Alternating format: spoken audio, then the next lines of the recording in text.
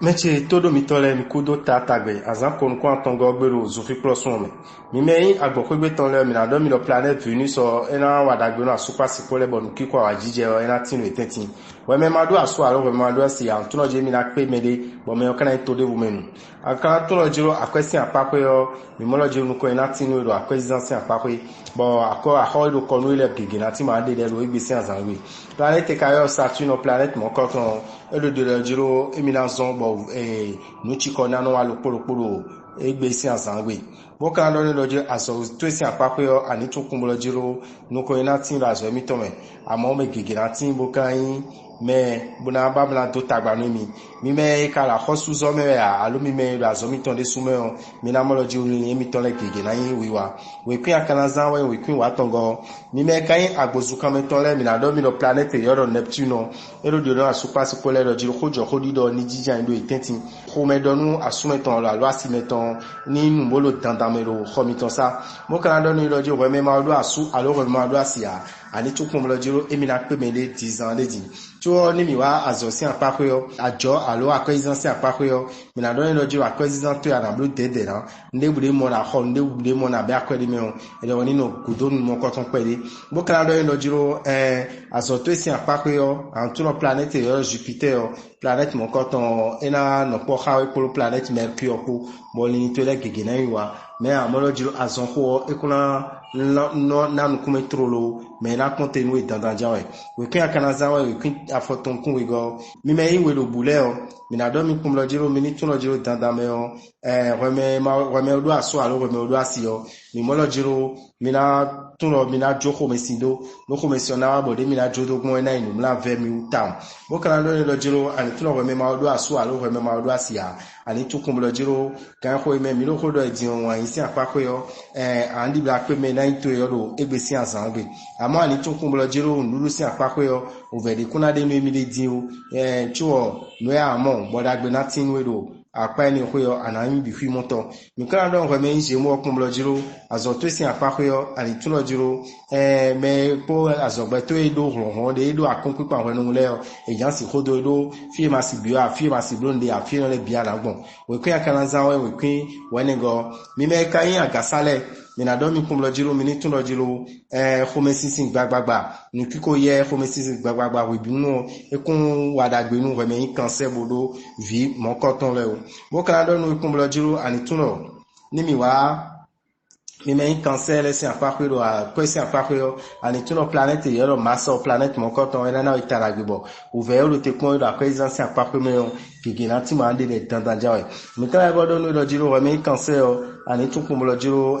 nu kon ye mi ton dazosi apakwe yo nu mon coton ekun soro lili me o amo ani tun kun lo jiro taragbe yo edo na ko de mi gbon fi bi emi na tafogbon we ku akana zan we ku atongo mi me kan kini le mi na do mi lo egbesi azangbe yo ebio nu linkon nu me ma do aso alo me ma do asile a mo kana do nu kun lo jiro ani tun lo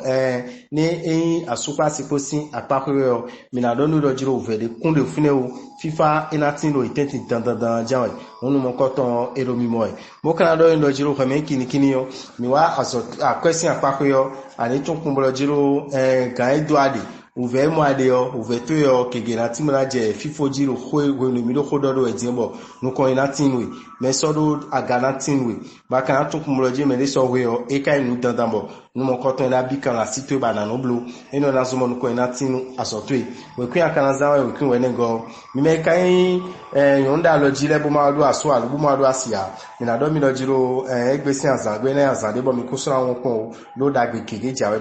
mi kan tun kun lo jiro mi na tun mi me vierge le o bo ko do aso alu bo do asio mi na tun kun lo jiro mi mo lo jiro tagbade kuno mi tenti din o amo e ma don din o do eni obi finazombo commissioner supo mi kan do we me vierge lo ju planète yo lo Pluton planète mon coton ne do jiro e mina do alo mi me vierge le do akwezansi apakwe bo ve de kuna supo mi din o mi kan ever tun lo jiro ni wa na mena no kan si apakwe yo mi na tun lo jiro mi me vierge le ero do jiro mi kun mo ve de din ro egbesi azangbo mi na lo kan jiro agbazawe azomi ton si apakwe yo mi ni tun kun lo jiro we me ero vierge ni yo uve pede na tin we singiti pedi na tinwe me an tuno je mi je na kana do deji we kwi an zawe we kwi atongo mi me kai nu dagale mi na do mi kumlo jiro mi ni tuno jiro egbesi azangbe yo we me ko do aso alo we me do asio nu kiko awajije na tinwe we me maka do de bua mi na do no kumlo jiro tanda me on lini to yo bi kwi yo wa wan yin sin apakwe mo kana do ndo jiro akwesi lini o de so ekuna ho edo we amo nu de alazi obio nu le bi kwi yo ela yilisi ni sinoro akwa izansi apakwe bo akwa matredo nu kunto awaya na imi moto mi kala bodon we me balance odo jiro an to rado na blo dudu to edudu si apakwe ani blo tede pepepe ko maison kuno ya do tagbangbe o amo ken ko le mejion e wa benu e na ve no town mo kala bodon nu do jiro we me balance ani chukun blo jiro nu ya na blo bonu ko ina tino azoto kon azoya anzi bonu ko ina tino yo nu mo koton ekuso ni meo we kwin akana zanwe we kwin wogo ni me kai hon click le o mi na do mi lo jiro mi ni turo egbesi azangbe yo asupa sipole si apakwe yo ko mesisi ona von kiko awajije kele yin ra won mo kan do we me scorpion mo ma do aso alo mo do asia na do no planète yo no venus sur planète mo koton ena go alo nu ena do alo nu ba ro ganji akana tun ko mo lo jiro we me scorpion akwa izansi apakwe yo mi na do no tadagbe na tinwe akwa aditon keke na hunu do egbe ajurokwa amajurokwo ablun pe video akwa na sekpon we mo kana do eno ji ani blo dede nu ko mesisi ani blo dede bo te kombu na mlo dido ni pewe eno bi finance ma ro ganji lo agbaza me mo la do eno planète yo Saturne planète mo koton ero dido ekumlo jiro ouvert pe na tinu me lo aso meton kon amo e ma jo me le do ajawe yo e na do deji ton dandan jawe o kin akana zawe o kin izengo mi me kai gadato leo mina do mi kumblo jiro minitulo yin asupa sikosi apakwe nu kiko awajije ko jo don medeyo ina tindo egbesi azangbe mo kana don we meyin Sagittaire bo ma do asu alo bo ma do asia do jiro ken ko ele mejion lele on de bukun yi apa ni ko tu akana tun do jiro azoto esi apakwe yo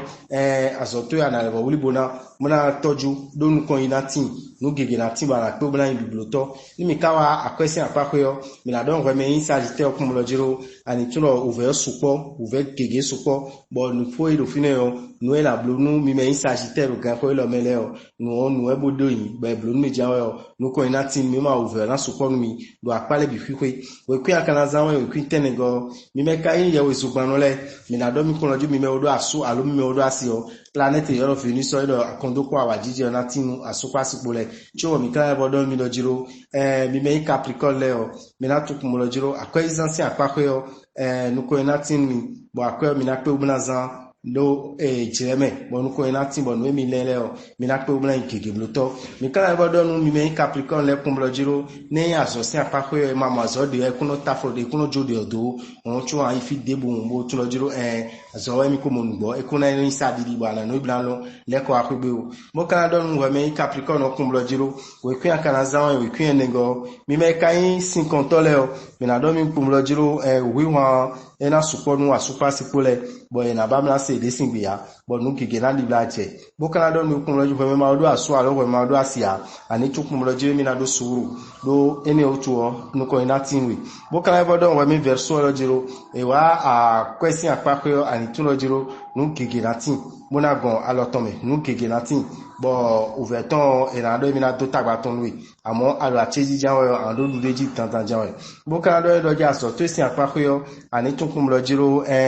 tide do me o nu mo koton ekun soro khaini o metin trology o ekun so apato edin o me ekun kasuna no lini me o we kwi akana zanwe we kwi watongo mi na do mi lo planète yo venus sur planète mo koton ena do alo me ma do aso alo me ma do asile a bo kana do we me do aso alo me do asio mi na do mi kun lo jiro mi ni tenkon mo tun lo jiro nu gege na tibe mi na ya soro te be no la zo mo ko ina tinu emi kwa so mi ton ko alo mi kwa se mi ton ko bo kana do wa fine mi na do nu lo jiro akwa izansi apakwe yo tadagbe na tinwe bo lini to le gege na yiwa no ya le mula blo ala to bla gege blo to kan ko ni o me akana tun we me we vio tun kun blo jiro